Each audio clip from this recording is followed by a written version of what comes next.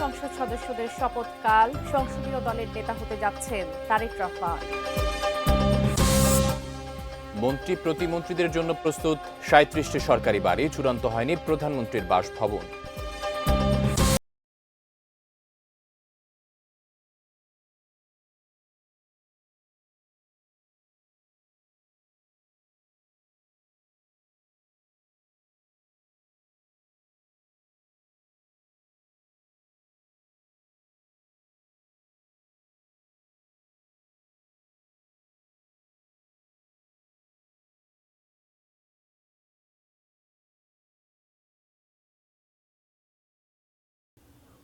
দেখছেন ATN news, সন্ধ্যা ৬টার prime নিউজের সঙ্গে আছি আমরা দুজন, আমি বাবলি ইয়াসমিন।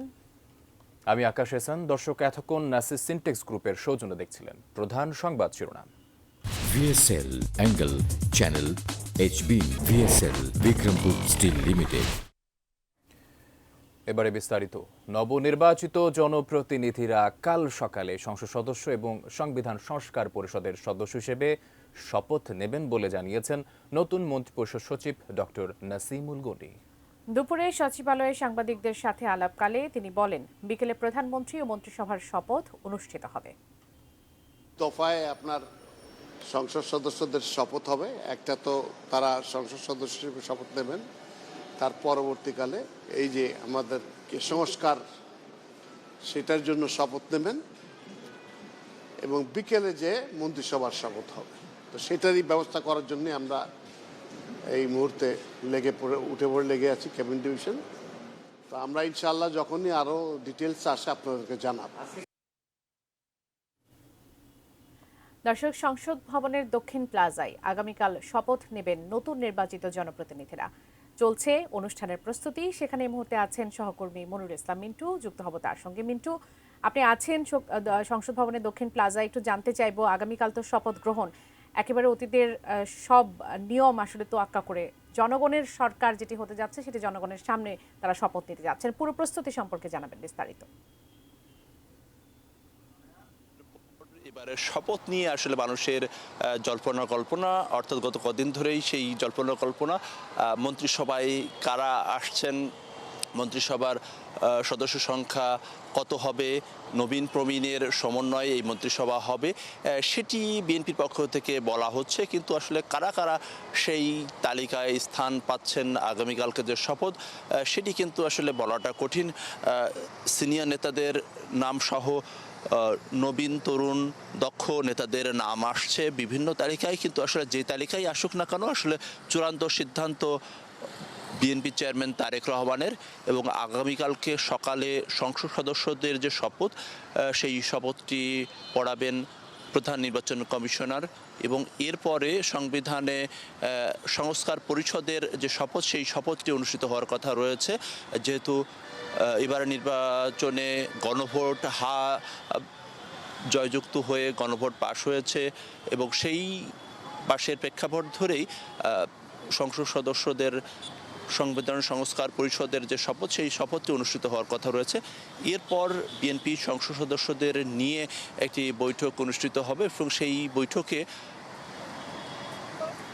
সেই বৈঠকে সংসদ নেতা এবং প্রধানমন্ত্রী এর যে প্রস্তাব, সেই প্রস্তাব গৃহীত হবে। এবং এরপরে আগামীকালকে বিকেল ৪টায় মন্ত্রিসভার যে শপথ, সেই শপথ এর আগে যে এর আগে যে প্রথা ছিল, সেই প্রথা ভেঙে এবার সংসদ ভবনের দক্ষিণ প্লাজায় অনুষ্ঠিত হতে যাচ্ছে। এবং সেটি আসলে তারেক রহমান এবং বিএনপির যে ইচ্ছা, সেই ইচ্ছার প্রতিফলন অনুযায়ী। এবং সেই জন্য যে সেই প্রস্তুতির কার্যক্রম এগিয়ে চলেছে। এবং সেক্ষেত্রে আগামীকালকে যে শপথ, সেই শপথে একদিকে যেমন বাংলাদেশের বিভিন্ন শ্রেণী পেশার মানুষ শপথে উপস্থিত থাকবেন, সেই সঙ্গে সার্কভুক্ত দেশগুলোর পররাষ্ট্রমন্ত্রী থেকে শুরু করে বিভিন্ন পর্যায়ের কূটনীতিকরা তারাও উপস্থিত থাকার কথা রয়েছে। আপনাকে ধন্যবাদ। দর্শক, সংসদ ভবনের দক্ষিণ প্লাজা থেকে যুক্ত ছিলেন সহকর্মী মনিরুল ইসলাম মিন্টু। তিনি আগামীকালের যে শপথ গ্রহণের আয়োজন তার সবশেষ খবর জানাচ্ছিলেন। আগামীকাল বেলা 11:30টায় সংসদ ভবনে বিএনপির সংসদীয় দলের সভা অনুষ্ঠিত হবে। এ সভায় বিএনপি চেয়ারম্যান তারেক রহমানকে সংসদীয় দলের নেতা নির্বাচন করা হবে বলে জানিয়েছেন দলটির স্থায়ী কমিটির সদস্য সালাউদ্দিন আহমদ। তিনি জানান, সংখ্যাগরিষ্ঠ দলের নেতা হিসেবে পরবর্তী প্রধানমন্ত্রী হবেন তারেক রহমান। বিএনপির নবনির্বাচিত সংসদ সদস্যরা শপথ নেবেন মঙ্গলবার সকালে। গুলশান কার্যালয়ে সকাল থেকেই নেতাকর্মী সমর্থকদের ভিড়। এসেছেন নবনির্বাচিত সংসদ সদস্যরাও। দলের প্রধান তারেক রহমানকে এক নজর দেখার জন্য অপেক্ষায় দেশের নানা প্রান্ত থেকে আসা সমর্থকরা। দুপুরে গুলশান কার্যালয়ে যান বিএনপি চেয়ারম্যান তারেক রহমান। উপস্থিত ছিলেন মহাসচিব মির্জা ফখরুল ইসলাম আলমগীর ও স্থায়ী কমিটির কয়েকজন সদস্য।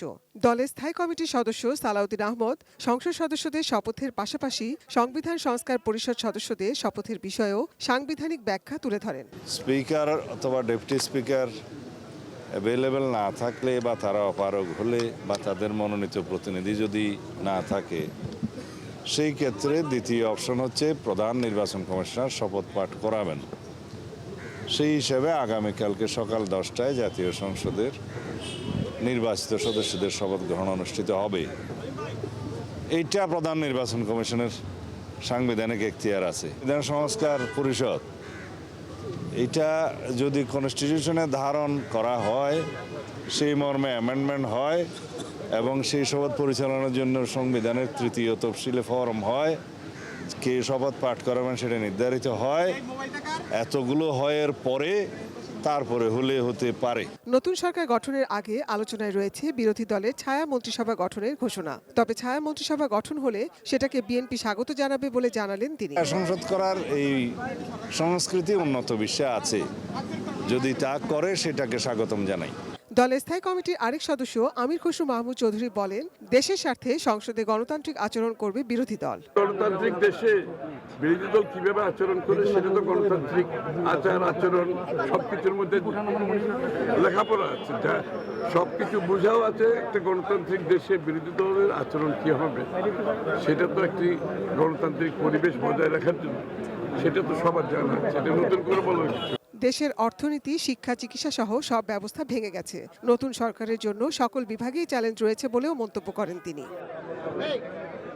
Nazia Afrin, ATN News, Dhaka.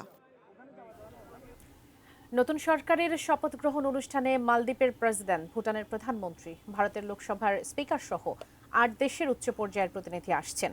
সার্কভুক্ত সব দেশ ছাড়াও অতিথি আসছেন যুক্তরাজ্য ও তুরস্ক থেকে। সোমবার বিকাল পর্যন্ত অতিথি তালিকায় নিশ্চিত মালদ্বীপের প্রেসিডেন্ট মোহাম্মদ মুইজ্জু ও ভুটানের প্রধানমন্ত্রী শেরিং তোবগে। ভারত থেকে আসছেন লোকসভার স্পিকার ওম বিরলা, সঙ্গে থাকছেন দেশটির পররাষ্ট্র সচিব বিক্রম মিস্ত্রি। পাকিস্তান থেকে আসছেন পরিকল্পনা মন্ত্রী আহসান ইকবাল, আসছেন নেপালের পররাষ্ট্রমন্ত্রী বালানন্দ শর্মা ও শ্রীলঙ্কার স্বাস্থ্যমন্ত্রী নলিন্দা জয়তিসার। যুক্তরাজ্য থেকে শপথ অনুষ্ঠানে যোগ দিতে পারেন ভারত প্রশান্ত মহাসাগর বিষয়ক আন্ডার সেক্রেটারি সীমা মালহোত্রা। আর তুরস্ক থেকে যোগ দিচ্ছেন উপপররাষ্ট্রমন্ত্রী বেরিস একেঞ্চি।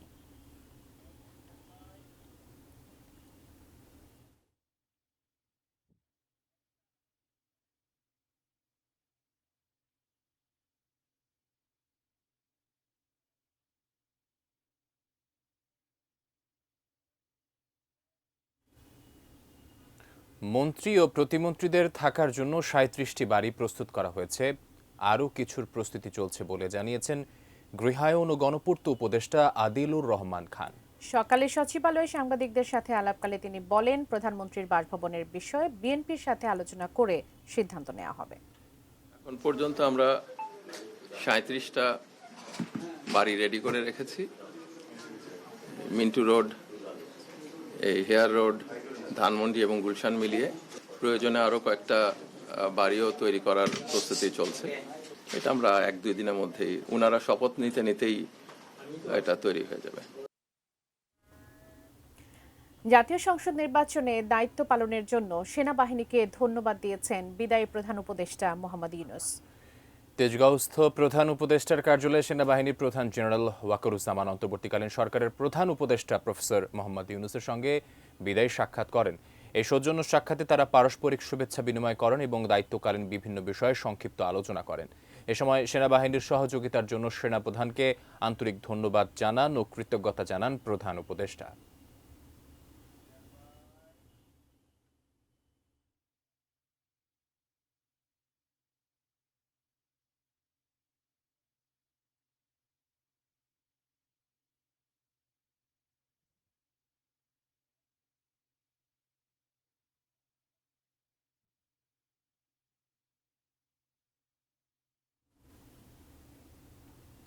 পুরো রমজান মাস সরকারি বেসরকারি মাধ্যমিক ও নিম্ন মাধ্যমিক বিদ্যালয়গুলো বন্ধ রাখতে হাইকোর্ট যে নির্দেশ দিয়েছিলেন তা স্থগিত হয়েছে। ফলে আপাতত ৭ মার্চ পর্যন্ত খোলা থাকছে সারা দেশের হাই স্কুল। সোমবার আপিল বিভাগের চেম্বার জজ বিচারপতি ফারাহ মাহবুব এই আদেশ দেন। এক রিটের পরিপ্রেক্ষিতে বিচারপতি ফাহমিদা কাদের ও বিচারপতি মোহাম্মদ আসিফ হাসানের বেঞ্চ গতকাল রোববার পুরো রমজান মাস হাই স্কুল বন্ধ রাখার নির্দেশ দিয়েছিলেন। আদালতে রিটের পক্ষে শুনানি করেন রিটকারী আইনজীবী মোহাম্মদ ইলিয়াস আলী মণ্ডল নিজেই। মাধ্যমিক ও নিম্ন মাধ্যমিক স্কুলে ৮ মার্চ থেকে ছুটির সিদ্ধান্ত কেন অসাংবিধানিক হবে না তা জানতে চেয়ে রুলও জারি করেছিলেন হাইকোর্ট। তবে এ সময়ের মধ্যে পূর্ব নির্ধারিত কোনো পরীক্ষা থাকলে তা নেওয়া যাবে বলে সিদ্ধান্ত দিয়েছিলেন উচ্চ আদালত।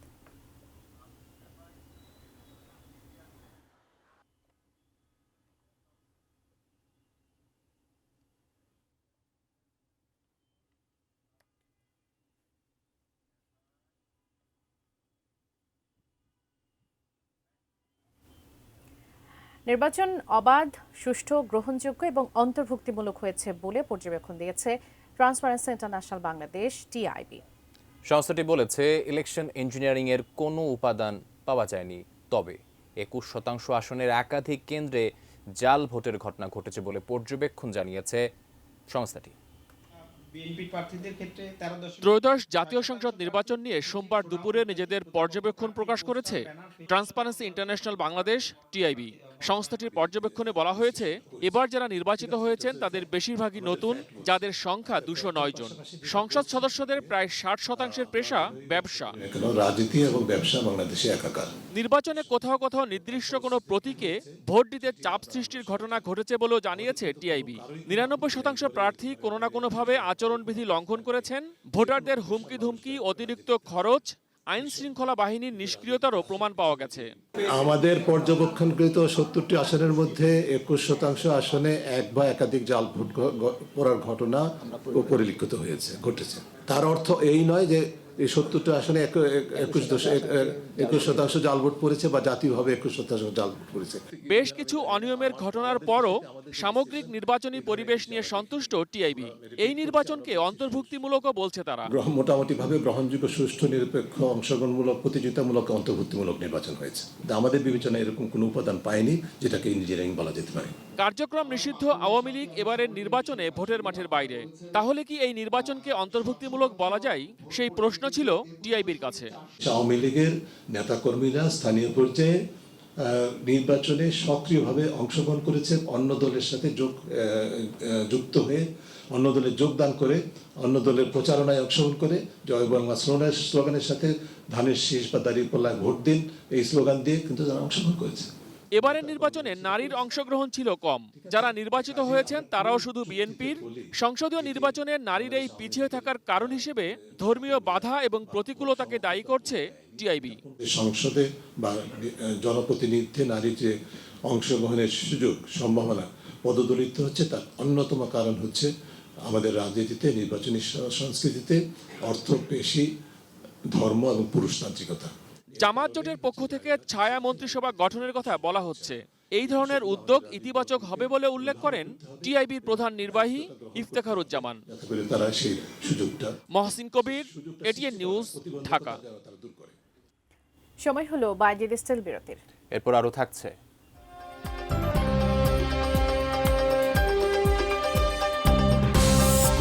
ওমরাহ করে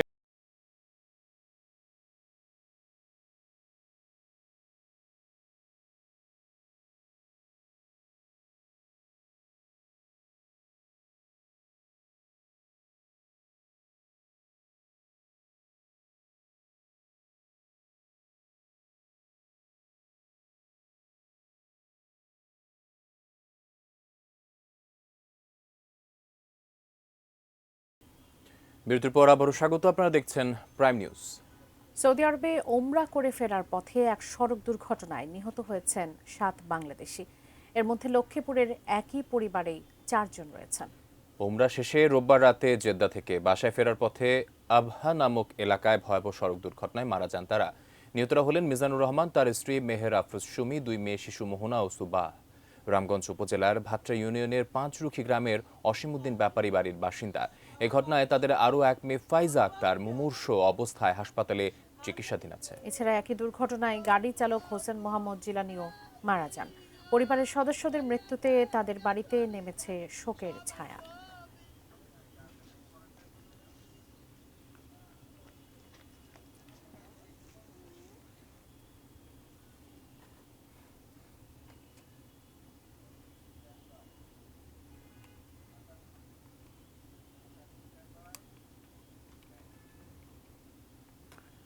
সম্মিলিত ইসলামী ব্যাংকের হেয়ার কাট পদ্ধতিতে মূল আমানতকারীদের মুনাফা বাতিলের দাবিতে গভর্নরের বাসভবনের সামনে বিক্ষোভ করেছেন গ্রাহকরা। সোমবার সকাল 8টা থেকে গুলশানে বাংলাদেশ ব্যাংকের গভর্নরের বাসভবনের সামনে শান্তিপূর্ণ মানববন্ধন করেন আমানতকারীরা। আর দুপুরে সংবাদ সম্মেলনে বাংলাদেশ ব্যাংকের গভর্নর ডক্টর আহসান এইচ মনসুরের হেয়ালি কথাবার্তায় কয়েকটি ব্যাংক দেউলিয়া হয়ে গেছে বলে দাবি বাংলাদেশ ব্যাংক অফিসার্স ওয়েলফেয়ার কাউন্সিলের। মাহাদি সেকান্দারের রিপোর্ট। ডিজিটাল ব্যাংকের লাইসেন্স পেতে আবেদন করেছে 12 প্রতিষ্ঠান। এর মধ্যে তড়িঘড়ি করে একটি সংস্থাকে ডিজিটাল ব্যাংকের লাইসেন্স দেয়া হচ্ছে এমন ধারণা থেকে সোমবার দুপুরে জরুরি সংবাদ সম্মেলন করেছে Bangladesh bank officers welfare council. সুনির্দিষ্ট কোনো রোডম্যাপ ছাড়াই 10টি ব্যাংক দেউলিয়া হওয়ার পথে এবং সেগুলোতে একীভূত করতে হবে। সংবাদ সম্মেলনে গভর্নর সংশ্লিষ্ট গোষ্ঠীকে সুবিধা দেওয়ার উদ্দেশ্যে এই উদ্যোগ নিয়েছেন বলে দাবি তাদের। এছাড়া গভর্নরের নেয়া নানা পদক্ষেপ এবং তার বলা কথার কারণেই অনেক ব্যাংক ক্ষতির মুখে পড়েছে বলেও দাবি করা হয়। কেন্দ্রীয় ব্যাংকের শীর্ষ পর্যায় হতে গণমাধ্যমে প্রতিনিয়ত কেন্দ্রীয় ব্যাংকিং নীতি ও পদ্ধতি সম্পর্কে সাংঘর্ষিক এবং আর্থিক খাতের জন্য খেয়ালি বক্তব্য ব্যাংক খাতের প্রতি মানুষের আস্থার কফিনে শেষ পেরেক ঠুকেছে বলে অভিজ্ঞ কেন্দ্রীয় ব্যাংকারগণ মনে করেন। তবে গভর্নরের কঠোর সমালোচনা করলেও তার পদত্যাগ বিষয়ে কোনো টু শব্দটি করেননি কাউন্সিলের নেতারা। কাউন্সিল আসলে গভর্নরের পদত্যাগ চাইবে এরকম অবস্থানের বিষয় না। এদিকে সোমবার সকালে গুলশানে বাংলাদেশ ব্যাংকের গভর্নরের বাসভবনের সামনে শান্তিপূর্ণ মানববন্ধন করেন আমানতকারীরা। সম্মিলিত ইসলামী ব্যাংকের হেয়ার কাট পদ্ধতিতে গ্রাহকদের আমানতের বিপরীতে 4% হারে মুনাফা দেওয়ার সিদ্ধান্ত প্রত্যাহার চান তারা। আমাদের কষ্টার্জিত পয়সা ব্যাংকে জমা রয়েছে, সেই টাকার মুনাফা সহ আমানতের 100% নিরাপত্তা নিশ্চিত চায়। তো বাংলাদেশ ব্যাংকের যে অনুমতিতে সেই ব্যাংক আমরা টাকা রেখেছি, এখন টাকা আমরা যখন চাবো তখন আমাদেরকে দিতে হবে। সেই সাথে ব্যাংকগুলোতে যেন তারা অনলাইন লেনদেন সহ স্বাভাবিক কার্যক্রম করতে পারেন সে দাবিও করেন গ্রাহকরা। মাহাদি সেকেন্দার, এটিএন নিউজ, ঢাকা। ত্রয়োদশ জাতীয় সংসদ নির্বাচনে ভোট গণনায় বেশ কিছু ক্ষেত্রে অস্পষ্টতা ছিল বলে মন্তব্য উঠে এসেছে নির্বাচন সংস্থার জোট ভয়েস নেটওয়ার্কের প্রাথমিক প্রতিবেদনে। বিকেলে রাজধানী ঢাকা রিপোর্টার্স ইউনিটিতে নির্বাচন পর্যবেক্ষণ সংক্রান্ত প্রাথমিক এই প্রতিবেদনে প্রকাশ করা হয় 150 আসনের 3,500-এর বেশি কেন্দ্রের নির্বাচন পূর্ব নির্বাচনকালীন ও নির্বাচন পরবর্তী এই 3 ধাপে কার্যক্রম পর্যবেক্ষণ করে প্রতিবেদন দেওয়া হয়েছে বলে জানানো হয়। যেখানে জাতীয় নির্বাচনে তথ্য সমন্বয়ে যে বিলম্ব ছিল তার সমাধান করা গেলে নির্বাচন আরও গ্রহণযোগ্য হতো বলা হয়। ফলাফল ঘোষণার পর বেশ কিছু জায়গায় হামলা ভাঙচুরের ঘটনা ঘটেছে উল্লেখ করে সেক্ষেত্রে প্রশাসন কার্যকরী দায়িত্ব পালন করতে পারেনি বলেও মন্তব্য উঠে আসে পর্যবেক্ষণে। অধ্যাপক আগের মতো অর্থাৎ মাঝখানে যে 17 বছর যেই নির্বাচন, তো যার কারণে এইটার চূড়ান্ত অনেক ছাত্র জনতা যে অভ্যুত্থানের পরেই আমাদের সেই সুযোগটা সৃষ্টি হয়েছে। আমাদের ছাত্র জনতার সে গোপালগঞ্জে অনুষ্ঠিত হলো গাজী ইলিয়াস স্মৃতি গ্রন্থাগারের বার্ষিক সাংস্কৃতিক প্রতিযোগিতা ও পুরস্কার বিতরণী অনুষ্ঠান। সকালে করপাড়া ইউনিয়নে বহুমুখী উচ্চ বিদ্যালয়ের প্রাঙ্গণে আয়োজিত অনুষ্ঠানে শিক্ষার্থীরা কোরআন তেলাওয়াত, গীতাপাঠ, ভক্তিমূলক গান, আবৃত্তি প্রতিযোগিতায় অংশ নেয়। বিজয়ীদের পুরস্কৃত করেন গাজী ইলিয়াস স্মৃতি গ্রন্থাগারের প্রতিষ্ঠাতা ডক্টর জিএম ফরিদ, প্রধান শিক্ষক কমলেশ বিশ্বাস, স্থপতি মুজিবুর রহমান স্বপন, লেখক রয় অঞ্জন, সাংবাদিক গিয়াস আহমেদ, জিএম সাদি সহ বিশিষ্টজনেরা। শিক্ষক শিক্ষার্থীদের অমর একুশের গানের মধ্য দিয়ে অনুষ্ঠানের সমাপ্তি টানা হয়।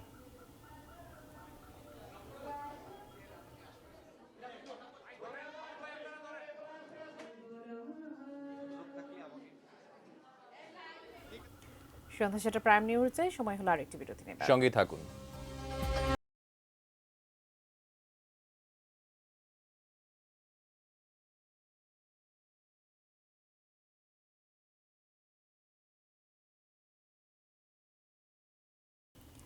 স্বাগত আবারও দেখছেন সন্ধ্যে 6টার প্রাইম নিউজ। শুরু হলো এটি নিউজের আয়োজনে ফ্রেশ ইসলামিক অলিম্পিয়াড সিজন 3-র সিলেকশন পর্ব। দেশব্যাপী ইসলামিক জ্ঞান ও প্রতিভা বিকাশের এই আয়োজনে অংশ নিচ্ছে দেশের বিভিন্ন স্কুল, কলেজ ও বিশ্ববিদ্যালয়ের শতাধিক শিক্ষার্থী। বিস্তারিত শেখর আজাদের রিপোর্টে। দেশের 8টি বিভাগে আয়োজিত অডিশন পর্বে অংশ নিয়ে শুক্রান কার্ড পাওয়া প্রতিযোগীরাই অংশ নিচ্ছে এই সিলেকশন রাউন্ডে। নিজেদের যোগ্যতা প্রমাণে তারা অংশ নিচ্ছে একাধিক প্রতিযোগিতামূলক ধাপে। সিলেকশন পর্বে রয়েছে এমসিকিউ, আজান অথবা তেলাওয়াত এবং হামদ কিংবা নাত, এই 3টি বিষয়ের প্রতিযোগিতা। প্রতিটি গ্রুপ থেকে সেরা 7 জন করে মোট 21 জন প্রতিযোগী জায়গা করে নেবে পরবর্তী পর্বে। ইসলামিক জ্ঞান ও সংস্কৃতির এই ব্যতিক্রমী আয়োজন নিয়ে প্রতিযোগিতার মধ্যেও রয়েছে ব্যাপক উৎসাহ ও উদ্দীপনা। আমি সিলেট থেকে এসেছি, অনেক ভালো লাগছে। 3টা বিষয়ে অংশগ্রহণ করব, হামদ, নাত, ইসলামিক জ্ঞান এবং কুরআন তেলাওয়াত। মুহাম্মাদের নাম জপেছিলি বুলবুলি তুই আগে। ফাইনাল রাউন্ডে প্রতিটি গ্রুপের সেরা 3 জন বিজয়ী পাবে আকর্ষণীয় পুরস্কার, যেখানে প্রথম স্থান অর্জনকারী পাবে 1 লাখ টাকা, দ্বিতীয় স্থান পাবে 75,000 এবং তৃতীয় স্থান অর্জনকারী পাবে 50,000 টাকা। ও শুক্রান কার্ড পেয়েছে, আজকে আবার এমসিকিউ পরীক্ষাটা দিল, তারপর পারফরমেন্স করেছে, আলহামদুলিল্লাহ, আশা করি ভালো করবে। এগুলো চর্চার ভিতরে ছিল, আর এটা হতে প্রতিযোগিতার ওদের চর্চাটা আরও বাড়লো আর কি। আল্লাহর কালাম কোরআন, এটাতে আমরা গর্বিত, খুব ভালো লাগতেছে। আমার মেয়ে শেখ নাইলা তাসিম যে অংশগ্রহণ করলো, সেও খুব খুশি। ইসলামিক জ্ঞান ও প্রতিভা বিকাশে এটিএন নিউজের এই আয়োজন নতুন প্রজন্মকে অনুপ্রাণিত করবে, এমনটাই প্রত্যাশা আয়োজকদের।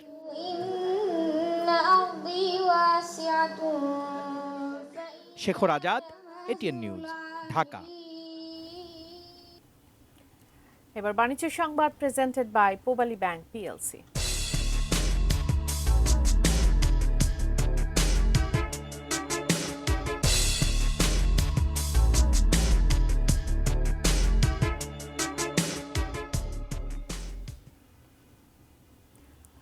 শ্রমিক সর্দারের বিরুদ্ধে টাকা আত্মসাতের অভিযোগে টানা দ্বিতীয় দিনের মতো আন্দোলনে চুয়াডাঙ্গা বিএডিসি সারগুদাম আজও বন্ধ আছে। সকাল 8:30টায় বাংলাদেশ কৃষি উন্নয়ন কর্পোরেশনের শ্রমিকরা দ্বিতীয় দফায় আন্দোলন শুরু করেন। রোববার থেকে শুরু হওয়া এই আন্দোলন গুদামের কার্যক্রম সাময়িকভাবে বন্ধ থাকায় এলাকার সার ডিলাররা চরম ভোগান্তিতে পড়েছে। আন্দোলনরত শ্রমিকরা বলেন, শ্রমিক সর্দার মঞ্জুর দীর্ঘদিন অবৈধভাবে গুদামের দায়িত্ব পালন ও অস্ত্রের হুমকি দিয়ে অতিরিক্ত টাকা আত্মসাৎ করে। তবে অভিযোগ অস্বীকার করে মঞ্জুর। রবিবার সকালে সার গুদাম খোলার পর শ্রমিকদের সাথে মঞ্জুর ওরফে দাসার কথা কাটাকাটির এক পর্যায়ে বিক্ষোভ শুরু হয়। পরিস্থিতি উত্তপ্ত হয়ে উঠলে চুয়াডাঙ্গা অস্থায়ী সেনা ক্যাম্পের সদস্যরা ঘটনাস্থলে পৌঁছে পরিস্থিতি নিয়ন্ত্রণে আনেন। পরে শ্রমিকরা স্থান ত্যাগ করলেও সার গুদামের কার্যক্রম বন্ধ থাকে।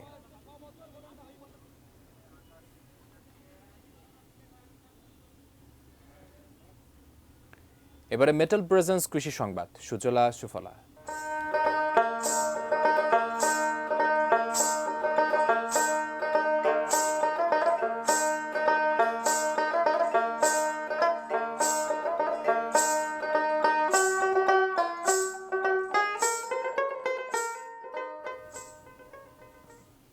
শ্রমিক সংকট, সময়ের চাপ আর উৎপাদন খরচ কমাতে আধুনিক কৃষি প্রযুক্তির ব্যবহার বাড়ছে ক্ষেত খামারে। মাঠ পর্যায়ে যান্ত্রিক চারা রোপণ কার্যক্রম বাস্তবায়ন করেছে বাংলাদেশ ধান গবেষণা ইনস্টিটিউট। দিনাজপুর সদর উপজেলার কাউগার প্রযুক্তি গ্রামে স্থানীয় কৃষকের জমিতে রাইস ট্রান্সপ্লান্টার ব্যবহার করে ব্রি ধান 108-এর চারা রোপণ করা হচ্ছে। এই যন্ত্রের মাধ্যমে স্বল্প বয়সী চারা ব্যবহার করে অল্প সময়ে কম শ্রম ও কম খরচে নির্দিষ্ট দূরত্ব বজায় রেখে চারা রোপণ সম্ভব হচ্ছে। নির্দিষ্ট দূরত্বে চারা রোপণের ফলে চারার সুস্থতা বৃদ্ধি নিশ্চিত হচ্ছে। একই সঙ্গে রোগবালাইয়ের ঝুঁকি কমে আসছে এবং ফলন বৃদ্ধির অনুকূল পরিবেশ তৈরি হচ্ছে, যা সরাসরি কৃষকের উৎপাদন ব্যয় কমাতে সহায়ক। একই দিনে বিপুল সংখ্যক ট্রেতে বীজ বপনের মাধ্যমে আধুনিক নার্সারি ব্যবস্থাপনার একটি কার্যকর উদাহরণ তুলে ধরা হয়েছে কৃষকদের সামনে।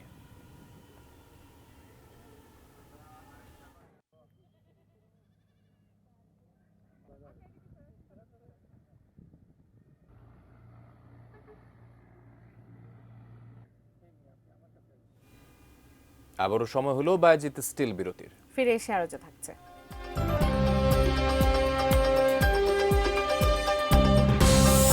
উত্তেজনা নিরসনে কাল দ্বিতীয় দফা বৈঠকে বসতে যাচ্ছে যুক্তরাষ্ট্র।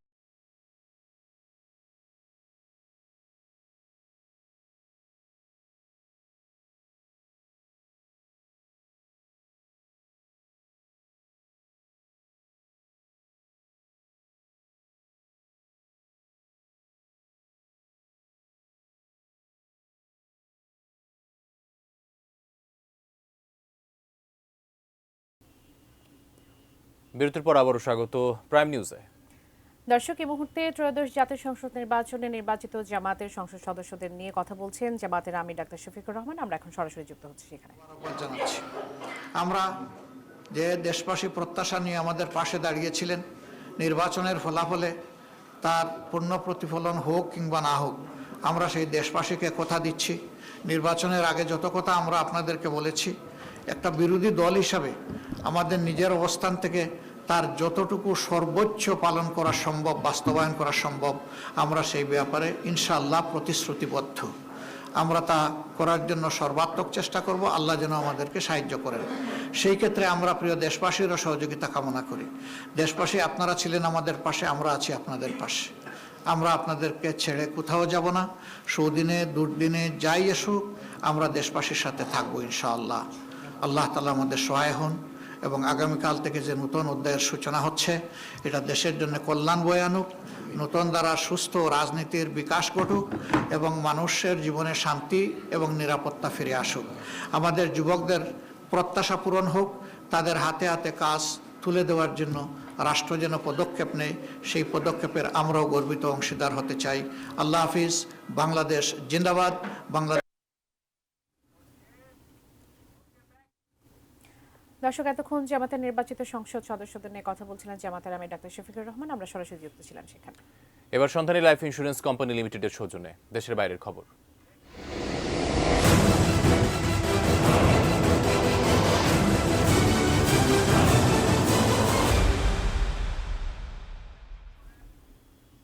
উত্তেজনা নিরসনে আগামীকাল দ্বিতীয় দফায় বৈঠকে বসতে যাচ্ছে যুক্তরাষ্ট্র ও ইরানের শীর্ষ কর্মকর্তারা। সুইজারল্যান্ডের জেনেভায় এই বৈঠক অনুষ্ঠিত হবে। ইতিমধ্যে ইরানের পররাষ্ট্রমন্ত্রী আব্বাস আরাগচি জেনেভায় পৌঁছেছেন। তবে মার্কিন কর্মকর্তারা বলেছেন, আলোচনা সফল না হলে সামরিক অভিযানের সম্ভাবনার জন্য প্রস্তুতি নিতে শুরু করেছে যুক্তরাষ্ট্র।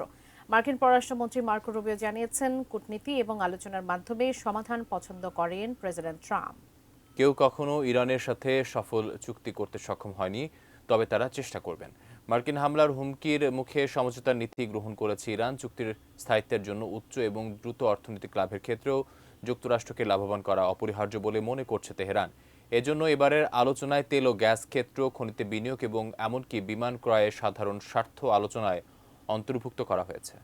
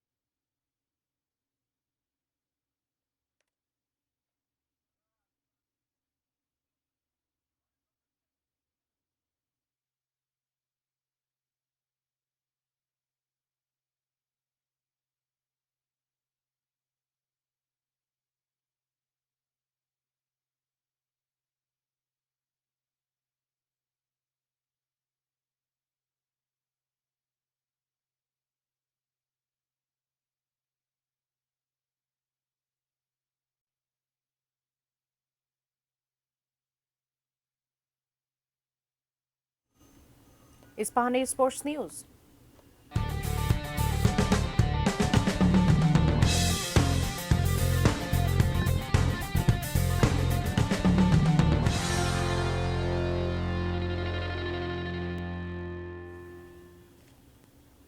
বাংলাদেশ ক্রিকেট লিগ দিয়ে প্রতিযোগিতামূলক ক্রিকেটে ফিরছেন ক্রিকেটাররা। আগামী 23 ফেব্রুয়ারি থেকে 4 দল নিয়ে শুরু হবে বিসিএল এর ওয়ানডে সংস্করণের খেলা। রাজশাহী ও বগুড়াতে ডাবল লিগ পদ্ধতিতে হবে প্রতিযোগিতা। ফাইনাল ঢাকার মিরপুর শেরে বাংলা জাতীয় ক্রিকেট স্টেডিয়ামে 3 মার্চ আমিনুল ইসলাম বুলবুলের নেতৃত্বাধীন বাংলাদেশ ক্রিকেট বোর্ড টি-20 বিশ্বকাপে খেলা থেকে ক্রিকেটারদের বঞ্চিত করলেও তাদের সাদা বলের ঘরোয়া ক্রিকেট অন্ত ব্যস্ত রাখছে। বিশ্বকাপ শুরুর 2 দিন আগে মাঠে নামানো হয় 5 দিনের অদম্য বাংলাদেশ কাপ টি-20 প্রতিযোগিতা। টি-20 বিশ্বকাপ মাঠে থাকতে এবার শুরু হচ্ছে 4 দলের বিসিএল ওয়ানডে। ক্রিকেটারদের প্রস্তুতি